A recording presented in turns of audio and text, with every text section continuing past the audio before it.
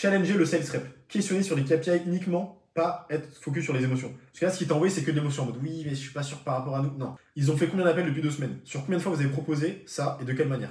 Envoie-moi 10 extraits. Et toi, personnellement, est-ce que tu l'as fait? Pour voir si lui-même y croit. Feedback et itération. Comme les prospects, 90% du temps, l'employé ne dit pas à 100% la vérité, donc il faut le challenger. Action, demander au sales rep d'envoyer les calls, parce qu'il peut mentir. C'est décomposer le mot, et ça, c'est Julien Musi qui me l'avait appris.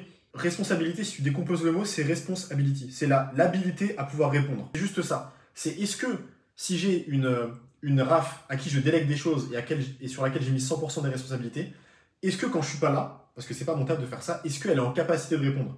Si elle n'est pas en capacité de répondre et qu'elle t'envoie des messages, c'est qu'elle prend pas ses responsabilités, justement. Et donc, quand moi, il a décomposé ce truc-là de cette manière-là, j'ai complètement vu différemment les responsabilités. Et du coup, quand je manageais des gens, directeurs que je manageais ou des assistantes, etc., à chaque fois qu'ils me remettaient la responsabilité sur moi, je leur disais, mais je te paye pour ça. Quand ils te mettent la responsabilité sur toi, parce que j'ai l'impression qu'ils le font beaucoup, de tout de suite, quand ils te disent, oui, mais moi je vais faire 5 000 €, oui, mais moi je vais être augmenté, oui, non, non, non, non. Là, déjà, tu n'es même pas en capacité de répondre aux tâches que je te demande et tu me dis que tu n'as pas beaucoup de temps, le responsable. C'est pas ma responsabilité. Et si t'es pas ok, t'es pas fit avec ça, c'est que t'es pas le bon profil, je vais recruter quelqu'un d'autre. Et si c'est pas avec toi, je vais aller atteindre l'objectif mais avec quelqu'un d'autre. Mais si c'est pas toi, bah on s'arrête là. Je leur dis écoutez, ça va pas pour raison 1, raison 2, raison 3. Vous avez des responsabilités, c'est votre responsabilité et vous n'y répondez pas pour le moment. Moi, je veux aller là-bas et je montrer l'objectif. Moi, je veux qu'on aille impacter 500 familles pour faire ça ou 500 responsables d'agence immobilière. Là, l'allure qu'on a, le rythme, la cadence qu'on a, on n'ira pas là-bas. Ce que je vous demande moi, c'est ça. Si vous êtes OK, on y va ensemble, let's go. Si vous n'êtes pas OK, je trouverai d'autres profils. Mais moi, dans tous les cas, j'ai la certitude à 100%, 1000% que je vais aller là-bas. Donc, est-ce que vous êtes avec moi et vous montez sur le bateau avec moi et vous ramez avec moi et moi, je suis aussi là à ramer avec vous? Ou est-ce que vous descendez du bateau? Quand ça va pas, faut pas hésiter à taper du poing sur la table, le faire d'une manière très subtile, mais le faire en mode leader, pas en mode je vous faites quoi. Le faire en mode leader, les gars, moi je vais là-bas, je vais tout défoncer pour aller là-bas parce que je vais impacter ces 500 ou ces 450 familles. Toi, t'es le CEO, c'est toi qui as toutes les responsabilités à la base. Mais quand tu délègues aussi les responsabilités avec. Tu dois te décharger, sinon tu vas faire un burn-out et exploser. Et vraiment avoir cette capacité, les clients et les salariés ou les employés, les prestataires, mettent à 100% la tâche, la responsabilité sur eux et pas sur toi. Et après, toi, ta responsabilité, bah, c'est tous les trucs qu'on a vus là, quoi. Toi, tes responsabilités, c'est ça, c'est prendre les grosses décisions, ça, c'est 100% toi, trouver des incentives et ces trucs ici, quoi. Ouais, j'avais une question pour toi. Est-ce que tu traques où est-ce qu'ils font le travail ou pas? Parce que tu as les end of day report, mais du point de vue opérationnel, quand tu as des profils qui doivent collaborer ensemble, et si profil A n'avance pas, profil B ne peut pas avancer, est-ce que tu as une sorte d'asana ou, je dirais, l'opérationnel humain de la boîte? Faire en sorte que les 15 personnes dans la boîte, là, personne 1 et personne 2, elles doivent bosser ensemble, et si personne 1 n'avance pas, personne 2, bah, genre il y a une synchronisation et ça avance pas, c'est bloqué, et que l'autre met la responsabilité sur l'autre, etc. Et bah lui, il fait en sorte que ça avance, c'est fluide, il n'y a aucune friction. Genre, travail asynchrone ou travail en collaboration, ça avance, et de faire en sorte que oui, c'est lui qui avait la charge et la responsabilité, la charge mentale de se dire, ok, là, je sais que j'ai 15 profils qui bossent dans la boîte, qu'est-ce qu'ils ont fait aujourd'hui? Est-ce qu'ils ont rempli leur agenda report? Ou ça a bloqué? Mais ça, ouais, c'est un truc que tu fais pas encore et c'est pas à toi de le faire. Soit tu lui proposes 4K comme tu as dit et le petit truc à 0,1%. Mais ouais, c'est peut-être pas le plus optimal, je pense. Soit tu lui proposes un deal. Tu lui dis, écoute, moi je te paye 3K par mois en fixe. Plus chaque vidéo qui nous apporte, genre chaque ads qui nous rapporte tant d'inscrits, ou tant de closing, ou tant de KPI précis, je te file un bonus de 500 balles. Ou je te file un bonus de 300 balles.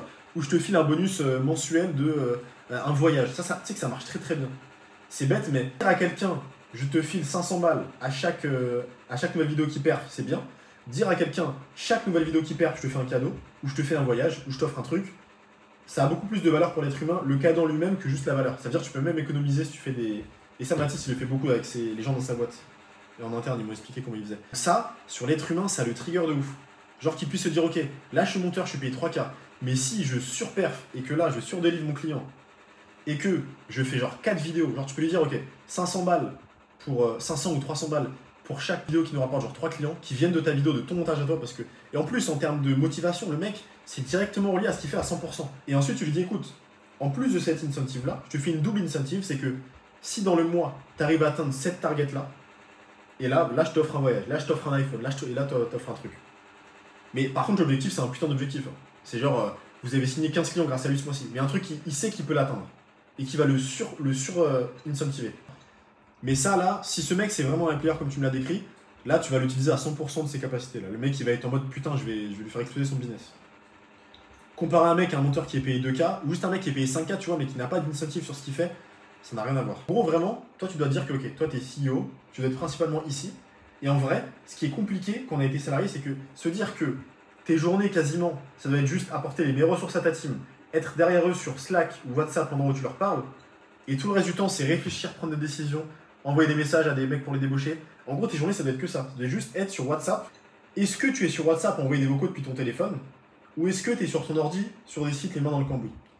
En gros, je dois dire maintenant que tous les moments un peu dans ce scénario-là, derrière ton ordi à tryhard alors que ta famille elle est à côté, je dois dire, ok, là, c'est juste que je dois régler c'est un symptôme que j'ai un autre problème. Cet autre problème, c'est sortir de l'opérationnel, c'est trouver des nouveaux profils, c'est implémenter mieux l'IA et c'est recruter les meilleurs profils, des players.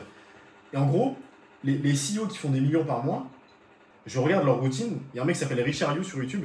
Je regarde ses routines, le mec, il est que sur WhatsApp, envoyer des vocaux. Il est que sur comment je peux apporter les meilleures ressources, observer c'est quoi qui bloque.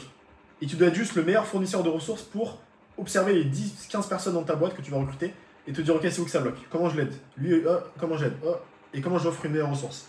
Et tout le reste du temps, tu es sur WhatsApp, envoyer des vocaux en fait. Et ta RAF, c'est elle qui fait les choses opérationnelles. Toi, jamais de la vie, tu fais l'opérationnel. Envoie des vocaux à ChatGPT, à Claude et aux gens de ton équipe. Et c'est tout. Et derrière, ça croît. Ok, écoute, let's go. Demain, comme d'hab, rigueur, discipline CR7, 10h, on s'appelle. Et on fait le point.